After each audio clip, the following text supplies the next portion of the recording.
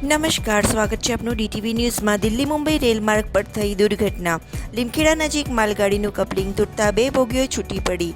પશ્ચિમ રેલવેના રતલામ મંડળમાં સમાવિષ્ટ પીપલોદ લીમખેડા સેક્શનમાં બપોરના સમયે પસાર થતી કોલસા ભરેલી ગુડ્સ ટ્રેનની 2 બોગીઓ વચ્ચે કપલિંગ છૂટું પડી જતા ગુડ્સ ટ્રેનને થોભાવવાની ફરજ પડી હતી। આ દરમિયાન રેલવે વિભાગના અધિકારીઓએ તાબડતોબ કપલિંગને જોઈન કરીને ટ્રેનને રવાના કરી હતી। બપોરના સમયે બનેલી આ ઘટનામાં રેલવે વ્યવહારને કોઈ અસર પડવા પામી ન હતી। રેલવે તંત્રના અધિકારીઓના જણાવ્યા અનુસાર દાહોદથી પીપલોદ સેક્શન વચ્ચે વળાંક અને ચઢાવ હોવાથી આ સેક્શનમાં રેલ પાટનો બનાવ બનવો સામાન્ય છે। ખાસ કરીને ચોમાસાની ઋતુમાં ટ્રેનના સંચાલન સમયે આવી ઘટના બનતી હોય છે। તે સમયે બેબી એન્જિન લગાવીને ટ્રેનને સંચાલિત કરવામાં આવે છે।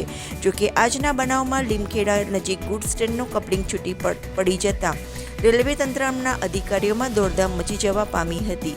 સદનસીબે મોટી દુર્ઘટના ટળી હતી।